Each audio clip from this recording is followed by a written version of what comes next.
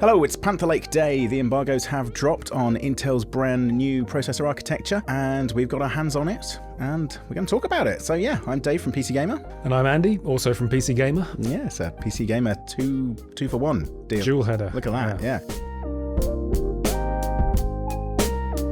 You were out at CES with Intel in January this month. We're still in January, right? Yeah. And you just got hold of the Asus Zephyrus DUO. No, it's the Zenbook. The Zephyrus is the really big one that you can get a 5090 in, but they haven't trusted me with one of those yet. Okay. I have an Intel Core Ultra Series 3 laptop. Yes, that's the thing. It's like it's not Panther Lake. We're not allowed to call it Panther Lake, are we? It's the Intel Core Series Ultra 3 Series Core. Intel would really prefer that we stop calling it Panther Lake, which is quite funny given that they put a huge panther on screen at CES. But does that mean we can't do the kitty's got claws things now? No panther gags, no panther at all. The meeting I was at the other day, the engineer speaking to us was actually wearing a panther t-shirt while telling us not to call it Panther Lake. So there you go. Okay, so this is the brand new architecture. So let's just dive into a little bit about what Panther Lake is about. This is mobile architecture, so this isn't necessarily going to be going into desktop chips. Theoretically, it's for sort of like the ultra mobile stuff, but I think we are going to see it in gaming laptops. I mean, Asus, like you say, have shown off the Zephyrus DUO, which can have discrete graphics cards in there, so it's going to have big stuff in there. But what are the big takeaways from Panther Lake? It's the rarest of things these days. It was quite a gaming focused announcement. I mean, it's essentially got a much larger iGPU tile on the 18A process. The GPU itself is still made by TSMC, but it's stuck on top of an 18A process chip. It's Intel's sort of baby at this point. And it's all about the ratios of the tiles to each other as to where you're getting performance. And this has got a big iGPU, which should mean that it's very good for gaming. And certainly in our testing so far, that seems to be proving out. So yeah, we're looking at obviously the tiled architecture. The 18A, which is the new process node. We skipped 20A because Intel quietly killed that off. That was just a test platform. So 18A is the first process node that's got a bunch of new features in there, new kind of transistor. So and that's going into Panther Lake here. So that's quite exciting. But you say the GPU itself is still made by TSMC. So yeah, so it's like a 3 nanometer node. So that's a separate tile to the compute tile, which is the 18A one with all the CPU cores and stuff in. Yeah, Intel had us building little Lego chips to sort of show the segmentation. I should have brought it in actually, but yeah, if you can think of it as like a base layer with some backside power delivery, and then you've got tiles on top of that, and they're going to essentially be dictating where the power of the chip is eked out. So you've got like a compute tile, you've got an iGPU tile, and you've got a platform controller tile as well, tying everything together. So really, this should offer a bunch of flexibility in terms of the SKUs, in terms of what you can actually put on top of that base platform. So how you build that chip out, I guess. Yeah, you adjust the ratio of those tiles, you get different performance in different places. In the case of these 14 SKUs, we're looking at, I think it's 4 chips in total that have got a B designation iGPU, so sort of Battle Mage based. There's a whole thing at the moment about, is it Battle Mage, is it Celestial? Intel naming schemes are notoriously not very good at marketing, are they? Yeah. Like, especially like what was Lunar Lake was Intel Arc 140V was the GPU name. Now it's Intel B390. It doesn't like is there even they're not even calling it Arc now, are they? Yes, it is. It is technically an Arc. Yep. And then if you get all the way down to the previous generation Xe core chips, then it's just Intel graphics with no Arc at all in it. And anything using the 390 gets an X in the designation. But there is a chip with the B370 that doesn't have an X. That's so painful. Yeah, I literally have to cross-reference this every single time I write about them. I mean, AMD is no better, I should point out. Yeah, but I mean, no one's good at doing chips. I mean, actually, we can give a nod to Qualcomm here because oh my god, the Snapdragon stuff is so hard to pass. Like those and the Adreno GPU stuff. Oh no. Can be great chips, but yeah, I can't get my head around the actual things. One of the things that you actually noted earlier we were just talking about was the backside power delivery. So this is like 2 of the really big features of the 18A process that were kind of tested out in 20A but are now like in product form in 18A. So should we talk a little bit about what backside power is and what that can do? Sure, yeah. So I mean, this is power via. So the analogy that Intel likes to use is that previous chips were like pizzas with one base layer and then everything stuffed on top. Now you've got more of a sandwich or a calzone, or I think that kind of a works. cake, a trifle, if you're a UK listener, I guess. So yeah, power is being delivered from the backside via this power via, I believe they're calling it. And then you have your central layer and you have your tiles on top of that. It's basically means that you can drive more power through it without getting drop off by going through all those different layers, and you kind of like got a bit of a cleaner design process on this. So hopefully we should be getting some efficiency out of these chips, which is not something Intel's been great at. Well, actually, that's not true, because Arrow Lake was a lot more efficient. It just wasn't very good. It's just a tough thing. But the other thing that the 18A process is coming through is it's got new ribbon FET transistors, which they're calling like their first new transistors since like the FinFET ones that came through in 2011. So these are like called gate all around, which is like Samsung designation. They're calling it gate all around. I think it's the same thing on TSMC. So I think those guys are going to be a little bit later to this stuff, but I think Intel have come out with the ribbon FET stuff now. Basically, it means that the transistors can switch from 1 to 0 a lot quicker, and they can also handle a lot more power as the scales get smaller and smaller, which I think is going to be kind of important as we get down to sort of like this angstrom era that they're calling these tiny little transistors now. Yeah, I mean, chatting to Intel engineers, it's very obvious that they're very excited about this chip. And one of the things they're excited about more than anything else, I think, is those small efficiency tweaks and gains that weren't possible with previous processors and what they were working with previously.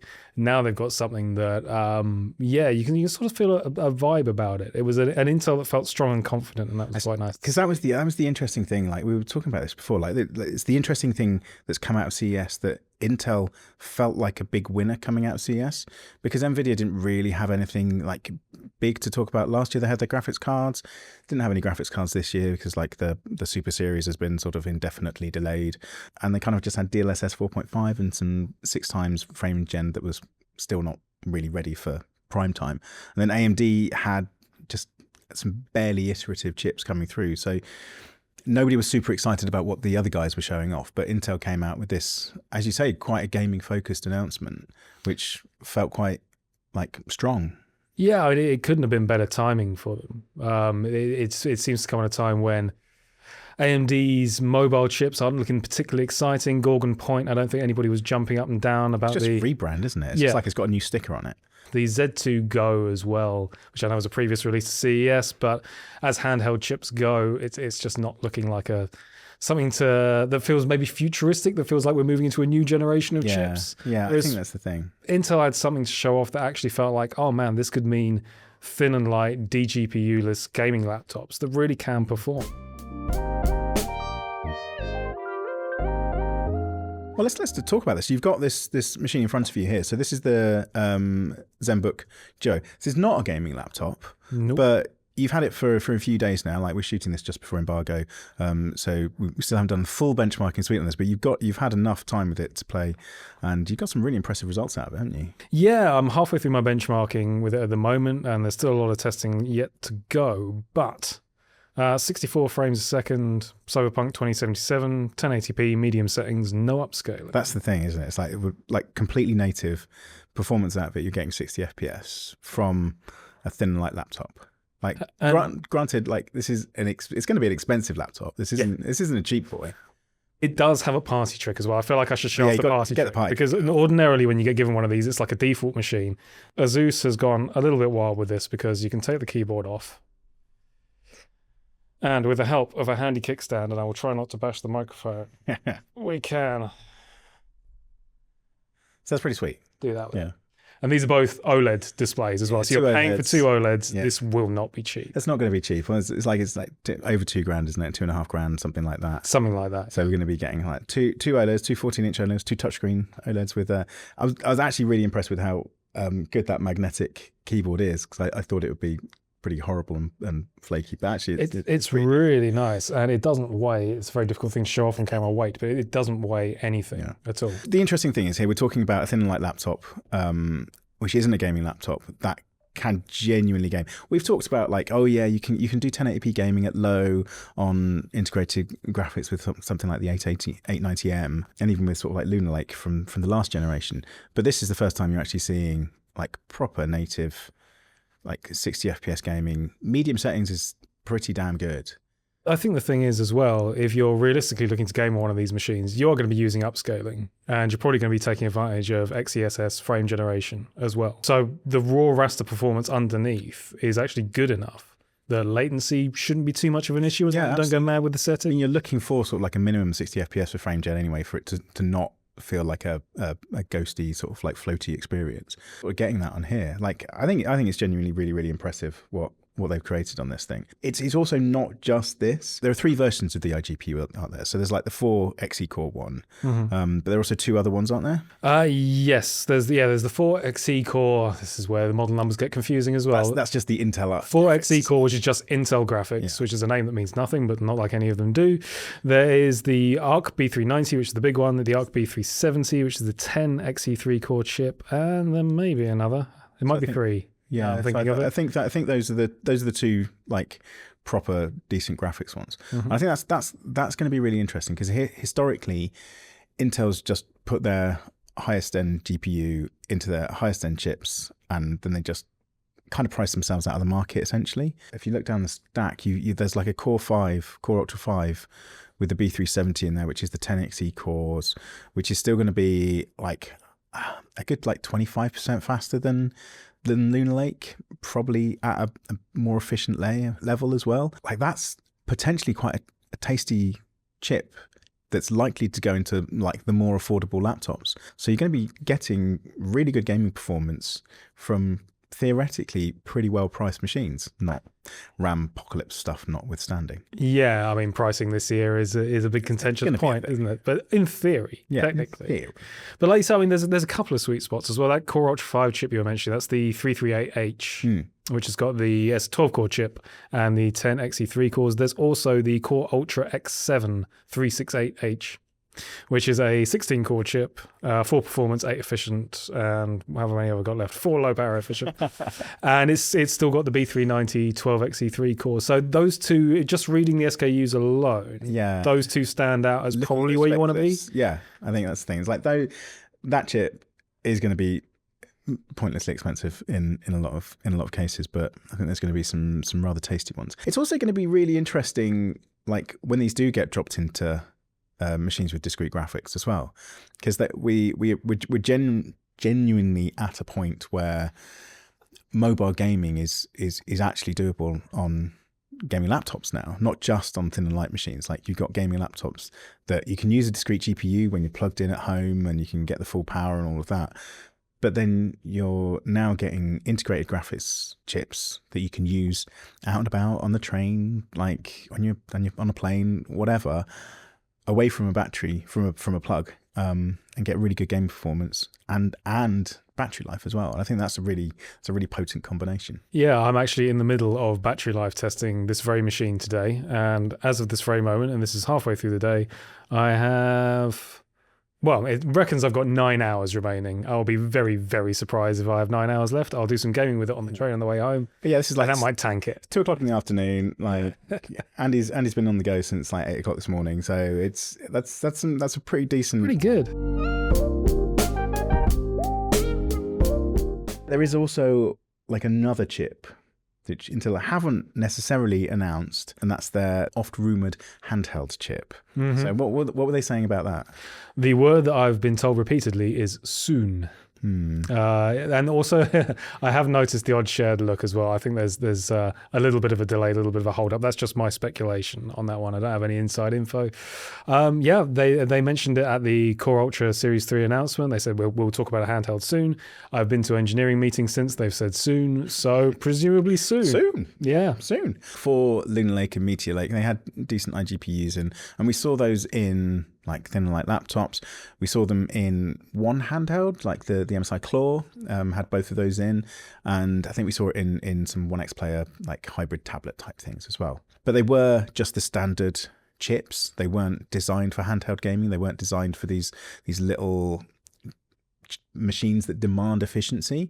So it's interesting that they're sort of like taking the same move that AMD did with their Z Extreme, Z1 Extreme, Z2 Extreme, Z series chips. So it's interesting though they're putting those sort of like marketing spins on their handheld chips.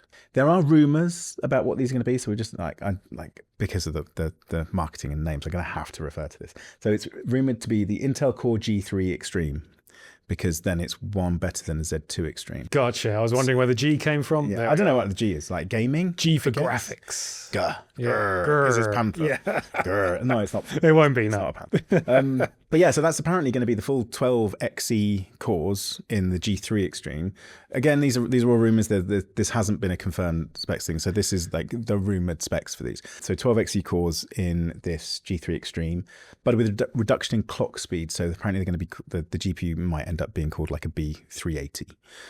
There's also going to be a non-extreme G3 chip apparently, which will use the 10 XE cores. Again, those are going to be some potent handhelds theoretically.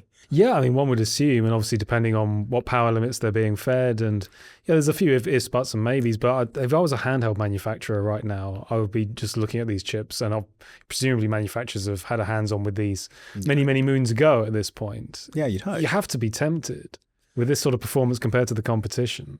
Like we were saying, MSI is the only one that's actually produced a handheld using Intel's previous chips. You've got to believe that when Intel does create this handheld chip, it's going to appear in an MSI first. Like, thanks for the loyalty, guys. But you've got to think like the other guys are going to be at least thinking about putting one out. Yeah, I think there's a lot of hype around this at the moment. People are really interested and engaged with Intel again, and they've done this big marketing push. And I think there's a little bit of a comeback story kind of thing. Intel hasn't had the best previous few years for It's been a tricky time. Multiple reasons. Tricky time. And in terms of their desktop gaming processors, or just desktop processors in general, they do feel behind the curve when it comes to AMD. They've had a CEO change. It's been tough times. And this does feel like a bit of a Empire Strikes Back, here we go kind of vibe. You've got to imagine like Pat's sitting there on the sidelines going, yeah, I made that. Yeah. You're all benefiting from my chips. There's something to be said for the fact that, didn't he famously say that he bet the company on 18A? And now we've got hold of 18A, and it's actually really good. Yeah. There are going to be desktop chips this year, but like late this year. I think there's Nova Lake will be coming. We don't necessarily know what the configuration of that's going to be. Presumably 18A compute in there. Probably not this level of graphics core in there, but like from what Panther Lake's looking like, I've got kind of high hopes for Nova Lake after that. Yeah, I would expect so. I mean, like you say, it's very different chips, very different priorities. And again, the CPU figures are still something I'm working out with this particular machine. In terms of actual like CPU productivity benchmarks, that kind of thing, it's impressive. It's a little bit better than Lunar Lake so far. Fine. But it's nothing blowing your socks off. But then Lunar Lake wasn't exactly slow.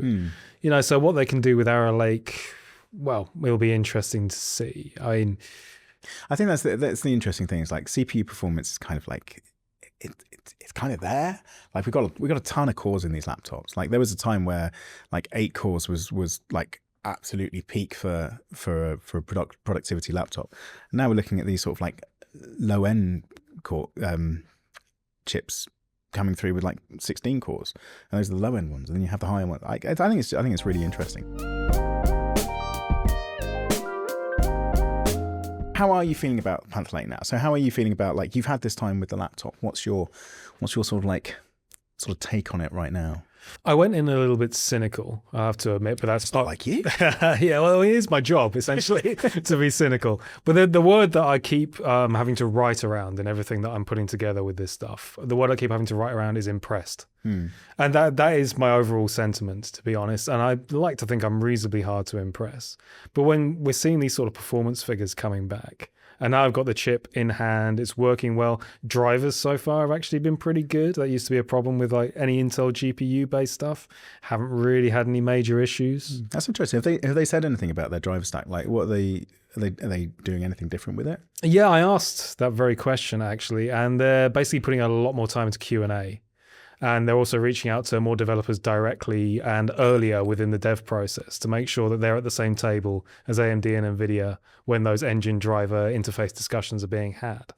Okay. That was as far as they wanted to go into. I mean, that bodes well. Yeah. Better, at least. All sounds good on paper, doesn't it? But on paper until it crashes and blue screens and like you get weird textures coming up. But I think the interesting thing with graphics drivers is that if they're working properly, if they're doing what they're supposed to do, we don't talk about them at all. no. You should not be talking about graphics drivers. And I'm not really talking about graphics drivers other than to give the thumbs up so far. I mean, to be fair, like I've got a B580 that I use in my work machine like 24/7, and it's been fine. It's like it feels more robust than it has done for a while. Like we're getting driver updates on that on the regular. It feels like the driver story is a lot more solid these days for Intel. And that's really exciting. Like we'll have full benchmarks and stuff coming soon. But yeah, for right now, I think we're both very impressed with the Panther. It's Kitty's got claws. Don't call it Panther Lake. You can't call it Panther Lake. Okay. Intel Core Ultra Series 3. Yeah. It's the easiest thing to remember in the world. It's great marketing. Love that. Thanks, Intel. Thanks for that, Andy. Get back to benchmarking. Get back upstairs. Thanks for joining us. And check back for more PC gaming hardware and the full review of this here Intel Core Series Ultra 3 Series Core Series chip. Oh, Panther Lake, screw it. Yeah, it's Panther Lake. Take care.